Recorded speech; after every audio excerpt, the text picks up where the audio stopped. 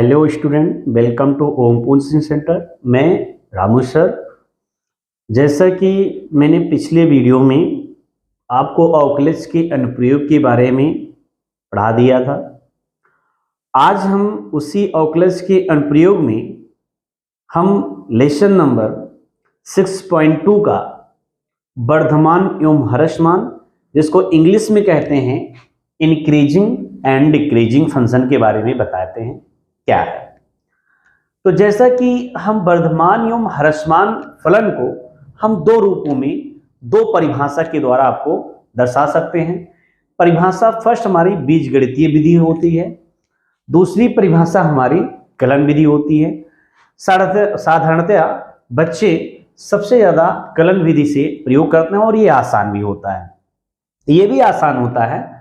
इसमें ये चीज़ें ध्यान देना होता है कि जो वास्तविक संख्या मैंने फलन लिया और उस वास्तविक संख्या में जो हमारा फलन है वो प्रांत दिए गए अंतराल में, इंटरवल में लाइज कर रहा है कि नहीं, और लाइज कर रहा है तो फंक्शन इंक्रीजिंग हो रहा है कि डिक्रीजिंग हो रहा है। अगर फंक्शन बढ़ रहा होता है तो उसे वर्धमान फलन उस दिए गए इंटरवल में, अगर उस दिए गए इंटरवल में इस फंक्शन का मान घट रहा है तो उसे डिक्रीजिंग फंक्शन या ह्रासमान फंक्शन के नाम से हम जानते हैं। जैसा कि आज हम उसी टॉपिक में वर्धमान एवं ह्रासमान के बारे में बताने वाले हैं।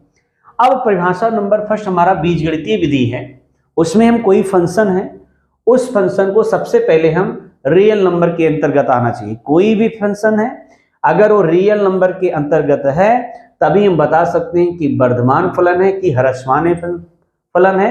यदि वास्तविक संख्या नहीं है तो हम फंक्शन को ये नहीं कह सकते हैं कि वो जो है वर्धमान है कि ह्रासमान है। तो सबसे पहले दोनों फंक्शन को वास्तविक संख्या में होना चाहिए। मैंने माना वास्तविक फलन आर में फलन एफ के प्रांत हम एफ ले रहे हैं, या यहाँ एफ ऑफ एक्स भी हो सकता है। तो किसी किताबों में एफ से ही डिनोटेड किया गया, किसी किताब में एफ ऑफ एक्स से भी दर्शाया गया।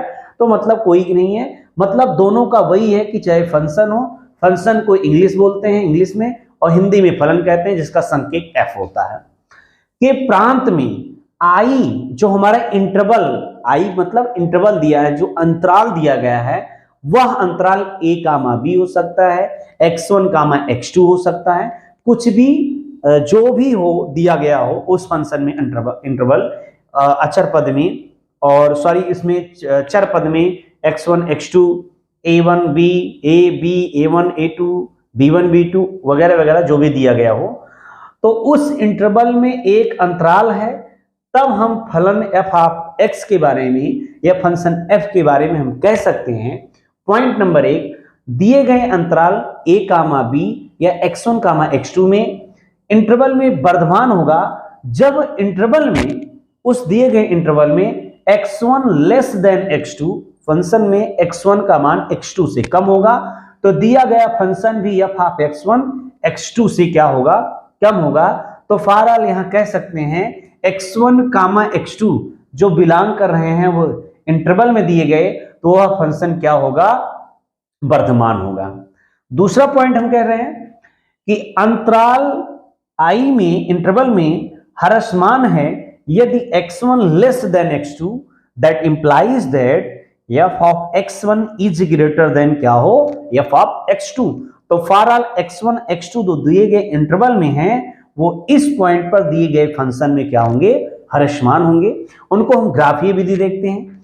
ये x एक्सिस है, हमारा x अक्ष है जो क्षैतिज रेखा पे लिखा गया है, और जो ऊर्ध्वाधर है उसे y अक्ष पे रेखा देते हैं। तो फंक्शन यदि पहले वाले पॉइंट में हम देखते हैं दिए गए अंतराल में वर्धमान है, तो अंतराल x1 x2 लेस देन है x1 x2 से, यानी कि x1 का मान x2 से छोटा है, अर्थात x2 x1 से बड़ा होगा।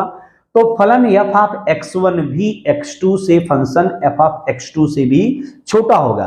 तो दिए गए अंतराल में हम कह सकते हैं कि x1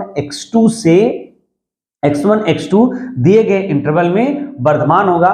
तो वर्धमान में देख रहे हैं कि ग्राफ इंक्रीजिंग कर रहा है, बढ़ रहा है उन दिए गए इंटरवल आई में। दूसरा ग्राफ हम देखते हैं जो कि हम यहां आपको दिखाए गए हैं, ये x अक्ष है, ये हमारा y अक्ष है, ये हमारा x अक्ष है। तो अंतराल आई में ह्रासमान तब होगा यदि x1 x2 से छोटा होगा, दिए गए इंटरवल x1 x2 से छोटा होगा, दैट इंप्लाइज दैट फलन f ऑफ x1 बड़ा होगा f ऑफ x2 से। It means f of x2 function छोटा होगा f ऑफ x1 से। तो फॉर ऑल सभी दिए गए इंटरवल x1 x2 में बिलोंग करेगा, और ये दोनों इंटरवल इस दिए गए रियल नंबर वास्तविक संख्या में बिलोंग करेंगे, तब हम कहेंगे कि वो फलन का मान डिक्रीजिंग कर रहा है, और डिक्रीजिंग का मतलब हो रहा घट रहा है, अर्थात जिसको हम कहते हैं ह्रासमान। तो मित्रों, जैसा कि मेरा विश्वास है कि आप लोगों को ये चीजें समझ में आई होगी। यदि आपको नहीं समझ में आया होगा तो कमेंट बॉक्स में कमेंट करिएगा, हम इसी चीज को दूसरे भाषा में सरल शब्दों में समझा देंगे। लेकिन मैं ऑन दी एनसीईआरटी बेस पर मैंने इस परिभाषा को परिभाषित किया है। अब दूसरी हमारी परिभाषा है कलन विधि। आइए मित्र, हम कलन विधि से आपको समझाते हैं। माना वास्तविक फलन R में कोई फलन f है जो अंतराल क्लोज इंटरवल a, b पर सतत होना चाहिए, कॉन्टिन्यूअस होना चाहिए। अगर फलन कॉन्टिन्यूअस है तो दिए गए विवृत अंतराल ओपन इंटरवल a, b में अवकलनीय होना चाहिए। यदि अवकलनीय है तो दिए गए संवृत अंतराल क्लोज इंटरवल a, b में f वर्धमान होगा। यदि प्रत्येक इंटरवल a, b या x1, x2 में x बिलोंग कर रहा है a, b में के लिए दिए गए फलन का मान f dash of x is greater than क्या होगा, 0 होगा। मित्र, यहां f डैश ऑफ x का मतलब हो गया कि दिए गए किसी फंक्शन f ऑफ x का d bar d of dx किया गया। इसका मतलब इस फंक्शन को यदि आप y मानते हैं तो dy बाई dx दिया गया है। इस y का f ऑफ x, चाहे f ऑफ x फंक्शन हो चाहे y हो, हमारा दिया गया फलन होगा, उसको x के सापेक्ष डेरिवेटिव करेंगे और कलन करेंगे। जो उसका मान आएगा अगर वह 0 से बड़ा होता है तो हम कहेंगे दिए गए अंतराल में सतत भी है और अवकलनीय भी है। तो 0 से बड़ा होने पर वह फलन सदैव इंक्रीजिंग होगा, इंक्रीजिंग फंक्शन होगा, जिसे हिंदी में वर्धमान फलन कहते हैं। अर्थात कर्व से, वक्र से हम देखते हैं वो फलन का मान क्या होगा, बढ़ेगा। दूसरा पॉइंट, इस अंतराल a, b में सममित अंतराल, विवृत अंतराल a, b क्लोज इंटरवल जिसको बोलते हैं में f ह्रासमान है। यदि प्रत्येक x a, b दिए गए ओपन इंटरवल में बिलोंग कर रहा है, तब f ऑफ x का मान यदि 0 से छोटा है तो वह फलन हम कहेंगे कि ह्रासमान हो रहा है। अर्थात अगर f डैश ऑफ x का मतलब हो गया कि dy बाई dx 0 से छोटा होता है, 0 से छोटा होने का मतलब वह फंक्शन का मान निगेटिव हो गया। तो निगेटिव होने से मतलब हो गया कि dy बाई dx 0 से छोटा हो गया, मतलब ऋणात्मक आ गया। तो ऋणात्मक फलन यहाँ क्या होगा, ह्रासमान होगा। तो सबसे आसान विधि हमारी कलन विधि है। कोई फलन दिया गया होगा, f ऑफ x दिया गया होगा, दिए गए y equal to f of x का हम डायरेक्ट x के सापेक्ष dy बाई dx निकालेंगे। dy बाई dx का जो मान आएगा दिए गए इंटरवल में रखने पर, यदि वह पॉजिटिव आता है तो 0 से बड़ा होगा। यदि पॉजिटिव आता है तो फंक्शन f ऑफ x 0 से बड़ा होगा।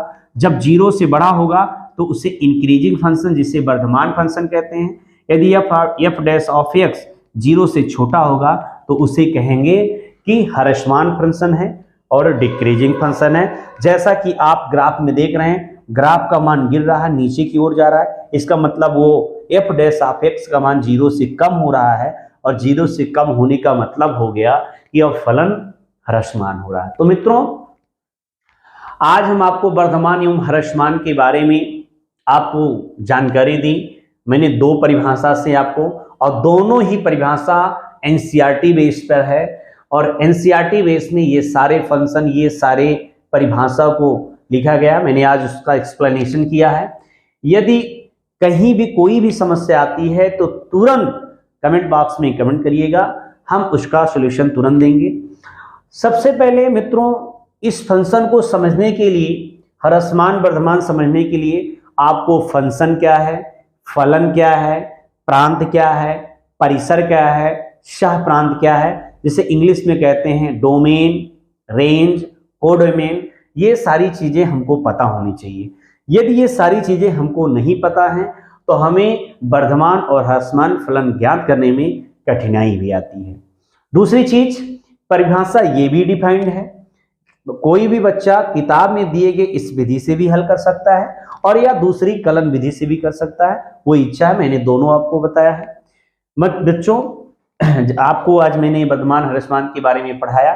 यदि आपको मेरा पढ़ाया हुआ अच्छा लगे तो अपने दोस्तों के साथ लाइक, शेयर, सब्सक्राइब करिएगा। आज के लिए इतना, धन्यवाद। नेक्स्ट वीडियो में इसके प्रश्नावली 6.2 के बारे में हम आपको सॉल्यूशन देंगे। धन्यवाद।